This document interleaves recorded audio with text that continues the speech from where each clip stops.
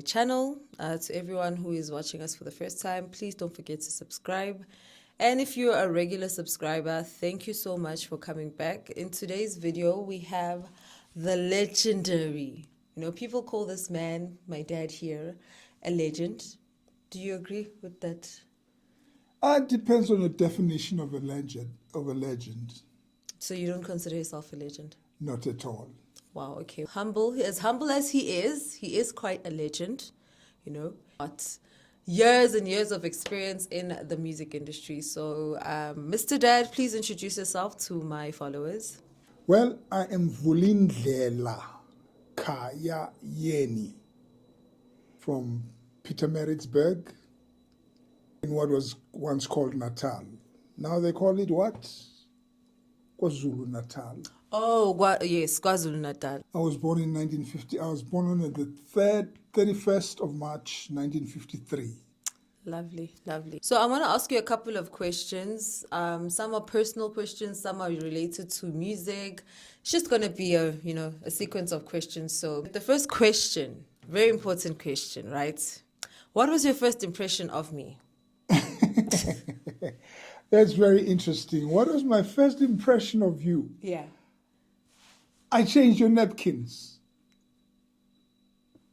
I listened to you before you could even speak, and you were going da da da da da da ba ba ba ba ba ba ba. So the impression I had was that this child is going to be very talkative. Do you agree? That's I suppose that's the first impression I had of you, was that you are going to be very talkative. What is your favorite moment of us? So, by the way, I have a brother, right? So my brother and I grew up together. So Mr. Dad, whatever we did, we'd always do together. So give me like your favorite moment or memory of Sipho and I. Your mom as a nurse used to work and come back home late. So I used to babysit you and your brother. And it's very interesting, it's very soothing to see children grow up and be children and have fun and speak and say all the silly things that children have. So I enjoyed those moments when children were silly, being children, and just not caring about what's happening in the world, and all they want to do is have fun. Please tell us what you do for a living. For a living, I'm a saxophone player. I'm a musician. And music is all I've done all my life. Ever since I left school, I've been a musician, and I'm still a musician, and I'll always be a musician. Beautiful. You're actually very lucky, Baba, I must say. There are not a lot of people who could live by their talent. So I must say you're a very lucky man to have done music all your life and, still doing music even in your retirement. So that is really nice. What is your earliest memory of music? Now, you see, your question is my earliest memory of music. I was always surrounded by music. Beautiful. My dad was a choir conductor. Okay. As a principal of the schools that he taught in, he used to have choirs, which consisted of the staff of the school, the school staff, teachers. So I was surrounded by music, and that was classical music. Beautiful. So, as a musician, right, you do not only play one instrument. Can you give us, tell us what else do you play besides the saxophone? Well, I was fortunate that in 1966, my father bought me a guitar, and he taught me how to play the guitar. And I'd earlier spoken about Cliff Richard. Now, after my father taught me 3 chords, C, F, and G, he then said to me, "Vuli, use these chords." Yeah. And play a song. I was so blank, I didn't know what to do, and I was shocked to learn that my father, who's into classical music, knew "Bachelor Boy" by Cliff Richard. When I was young, my father said, "Son, I have something to say, and what he told me will never forget until." He said, son, you are a bachelor boy. That's the song that my father taught me how to play on guitar. From then onwards, I just self-taught. Beautiful. And that was in Beijing, China. It was known as Peking way back then. Beijing was known as Peking back then. Beijing, yes, was known as Peking. Okay, interesting. And that was 1966. And then in 1970, in Kampala, Uganda, my elder sister taught me how to identify chords on the piano. Oh, okay. So Nice. my elder sister taught me, showed me the keyboard, and then that when you press here, it's C. And then from then onwards, I just taught myself how to play keyboards. Wow. And then 73, I bought a saxophone in Dar es Salaam, Tanzania. Dar es Salaam. Wow. So music comes in the family, Mr. Dad. Oh yes, my grandmother, my paternal grandmother was a solo. She had a soprano that when she sang in church, in our Methodist church in Claremont, in Durban, everybody used to just turn their heads and look for the voice, look for the face of where that voice came from. Beautiful. You've mentioned many different countries in your experiences and all of that. Just give us a bit of a background of you. Why were you such a traveled, or why are you such a well-traveled man? Like, tell us more about you. Like, why are you such a well-traveled man? Apartheid. Apartheid Apartheid. turned us into nomads. If you were a victim of the apartheid government and you don't want to go to jail, the first thing you thought of was exile. So in 1962, when I was 9 years old, my father decided to go into exile because the government wanted to throw him in jail because of his he was opposed to Bantu education.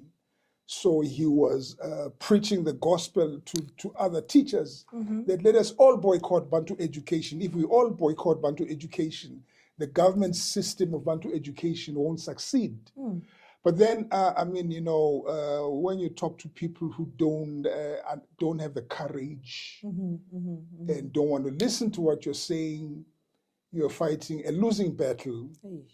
But then you know that even though I'm fighting a losing battle, one day we will succeed in destroying Bantu education. So as a result of being a target of the South African apartheid regime, my father decided to go to exile. So we went in exile in Lusaka, lived in Lusaka for a while, lived in Zimbabwe for a while, and then we lived in China for a while, and then I ended up living in Tanzania for 12 years. Wow. And in the meantime, my parents were in Uganda. Then they eventually migrated to England, and I remained in Tanzania. What's the one song or one project, by project maybe an album, that you are most proud of? Like the one that you are most proud of? Well, I think it was in 1990 when I was in my flat in Hillbrow. Okay.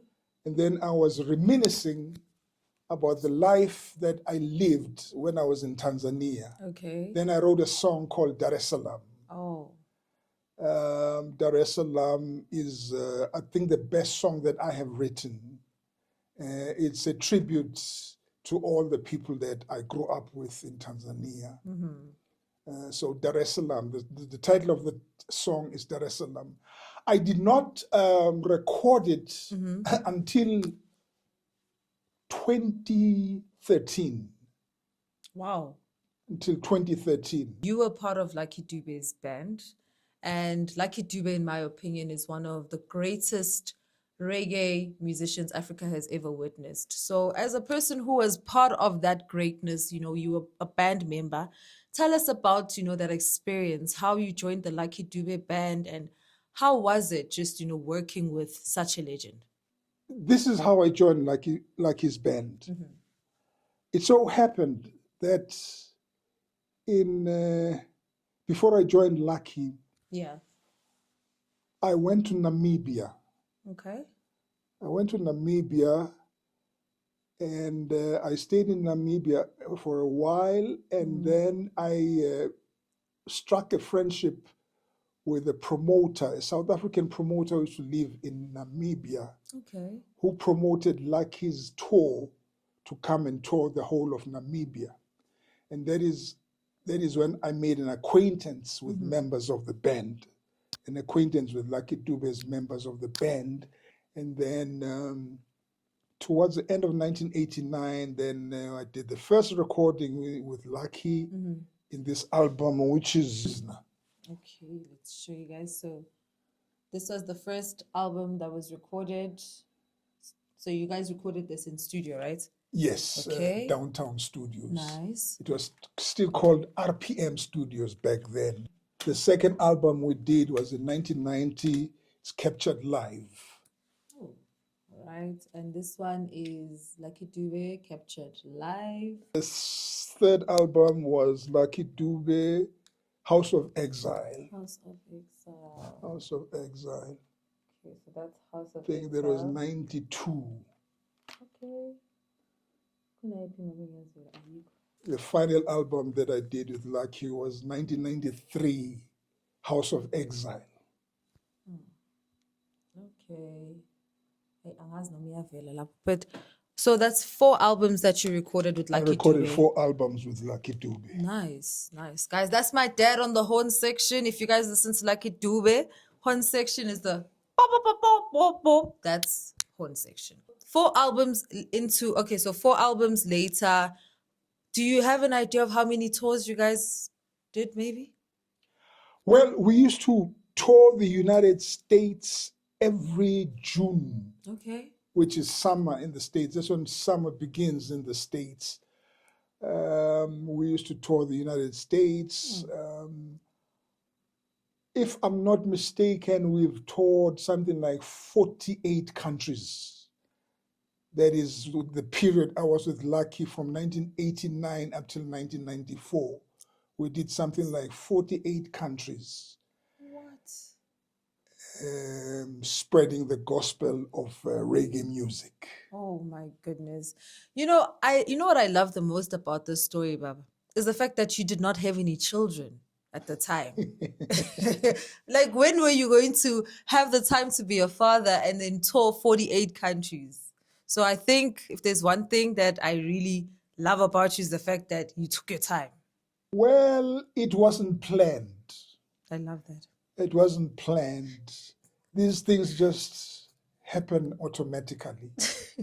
1989 to 1994, you were touring the world with Lucky Dube, seeing all these beautiful countries, meeting all these fans.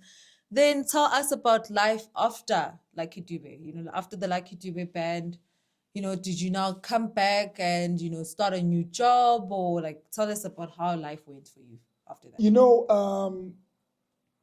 Music and bands is like a marriage or an affair. Okay. Not all affairs or marriages last. There's a time when a divorce occurs. So there was this divorce between us, the 9 members of the Slaves, that occurred, and then we decided to part ways with Lucky Dube. Okay. And then we formed our own band called Free at Last. Okay. Free at Last, unfortunately, was sabotaged left, right, and center. Oh. I won't go into the nitty-gritties of who sabotaged us. Yeah. But I mean, you, the listener out there, will, just formulate in your minds as to who sabotaged us. We were sabotaged in such a way that if we got a job today, Yeah. if we were promised a job today, Yeah. The day when you had to sign the contract, the person you're supposed to sign the contract with would just disappear. Yeah. So no, it was deliberate when as a sabotage, band you don't have a job, each and every venue doesn't want to employ you, you disintegrate, and so one by one, this guy went his own way, this other guy went his own way. Then I decided to join the South African Defence Force Band. 1998, a very important year, by the way. Because that's when my daughter here was born. Exactly.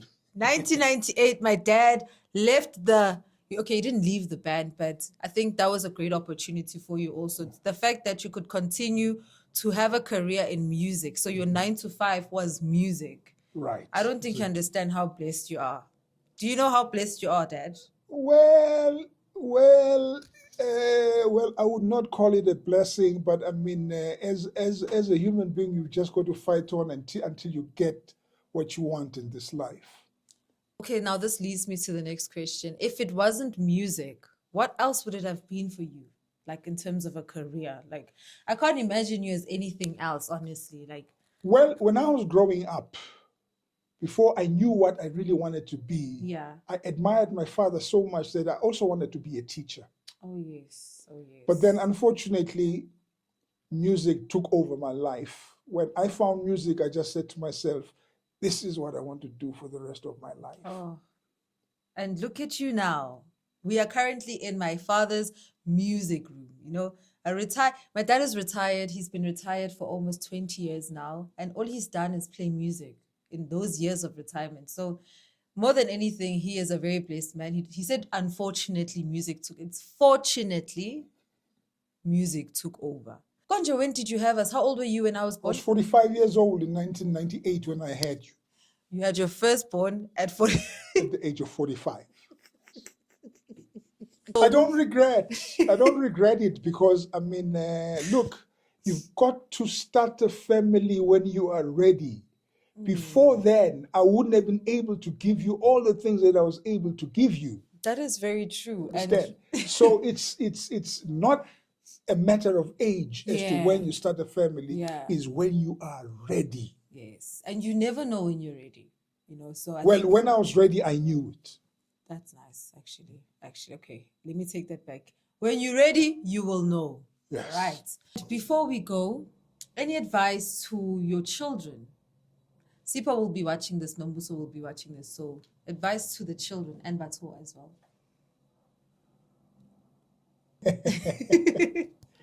Advice to my children. Yes. You know, in life. Yeah. In life, you have a mind of your own. Yes. Follow your heart. Follow your mind. You cannot be told by the next person what to do in life. Circumstances force you to behave and do things because of those circumstances. So I cannot give advice to my children as to what they should. You know, if I see them go astray, I will advise them. But because my children have not gone astray, I've got nothing to advise them. Tell us where we can find you, because I know you're on social media. You're on, what are you on? Facebook? Facebook. My dad's on Facebook and he's on YouTube. He is also on Instagram. So type there, Vulieni, if you want to, go through his music. He's also got a lot of archives on his YouTube, which I post and handle and edit. So you must also please give me credits where it's due, because I work overtime for my dad. But thank you so much, guys, for watching. I hope you guys enjoyed this video. And I hope, I don't know, if it, inspires you or just, changes the way you look at life. I'm really happy that it does. And Mr. Dad, please say bye to my people. Her people, Dad says bye.